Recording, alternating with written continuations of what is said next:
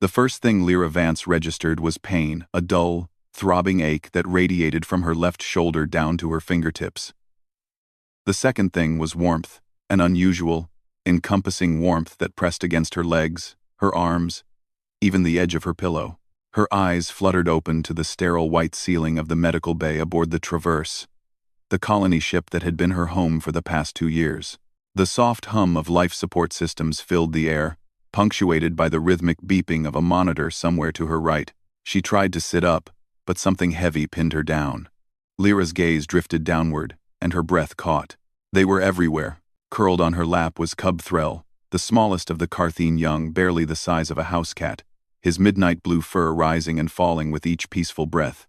His 3 clawed paws were tucked beneath his chin, and his twin tails coiled protectively around her wrist. To her left, sprawled across the foot of the bed, were 2 more cubs, Nixa and Orin. Their sleek, scaled bodies intertwined like living sculptures. Their kind weren't supposed to sleep in groups, Lyra remembered. Solitary predators, the Carthene had called them, apex hunters from birth.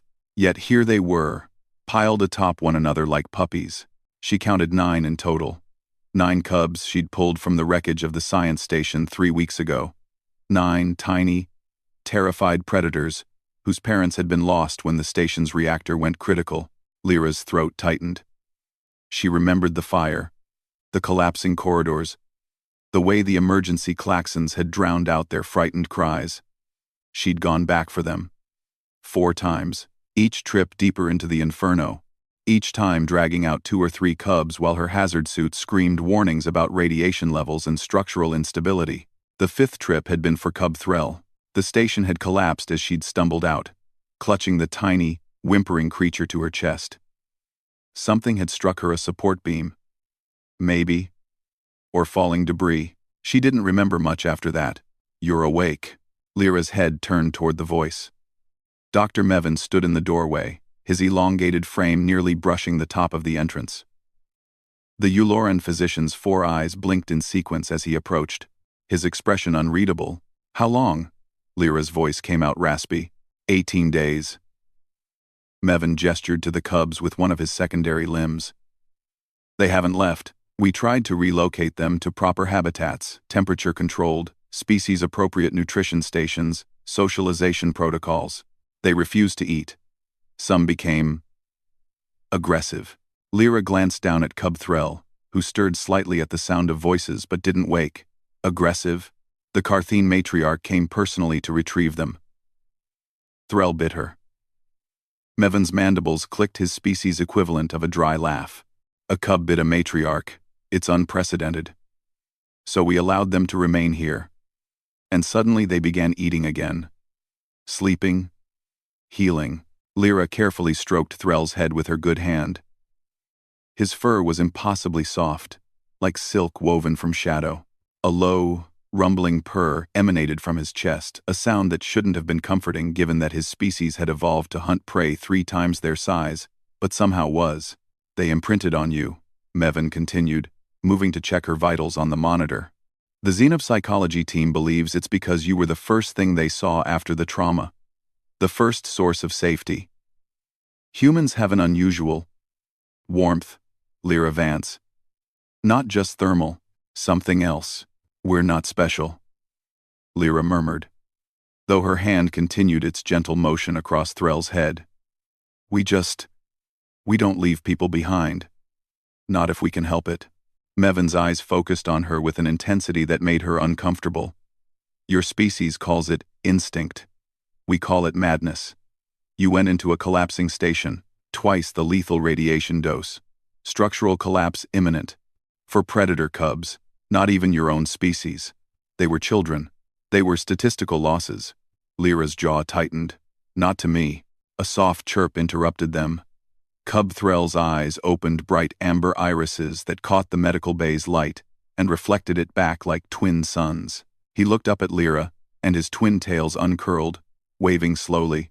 Then he climbed up her chest, careful to avoid her injured shoulder, until he was perched on her collarbone. His small head pressed against her neck, and that purring sound intensified. One by one, The other cubs began to wake. Nixa stretched, her scales shimmering iridescent green in the light. Oren yawned, revealing rows of needle-sharp teeth. They didn't leave the bed, they simply repositioned themselves, finding new spots of contact with Lyra, a paw on her ankle, a tail draped across her leg, a head resting against her hip. "The council wants to meet with you," Mevin said quietly. "When you're recovered, the Carthene, the Eulorans, the Silicate Confederacy, they all want to understand what happened here. What happened is that I did what anyone would do." "No," Mevin's voice was firm. "What happened is that you did what a human would do. And now, 9 apex predator cubs think of you as their mother. Do you understand the implications? These cubs will grow. They'll become some of the most formidable hunters in known space. And they'll remember who saved them." Lyra looked down at the pile of sleeping predators, at Cub Threll still purring against her neck. "I didn't do it for political leverage. We know. That's what terrifies them." Mevin moved toward the door, then paused. "Humanity has been in the galactic community for only 30 years. Lyra Vance. In that time, you've brokered more interspecies alliances than any race in the past millennium. Not through diplomacy, not through technology, but through small acts of irrational compassion that somehow work." He left, the door hissing shut behind him. Lyra settled back against the pillows, careful not to disturb the cubs. Her shoulder ached. Her body felt like it had been through a fusion reactor. And she knew the coming weeks would be filled with meetings and questions she didn't have answers to. But right now, in this moment, 9 small heartbeats surrounded her. 9 lives that would have been lost. 9 predators who'd learned that sometimes the scariest thing in the universe wasn't teeth or claws or venom. It was someone willing to run into the fire to carry you out. Cub Threll chirped softly, and Lyra smiled. "I've got you," she whispered. "I've got all of you." And in the quiet of the medical bay, surrounded by the gentle breathing of creatures who could one day tear through starship hulls, Lyra Vance, human, irrational, impossibly compassionate, finally let herself rest.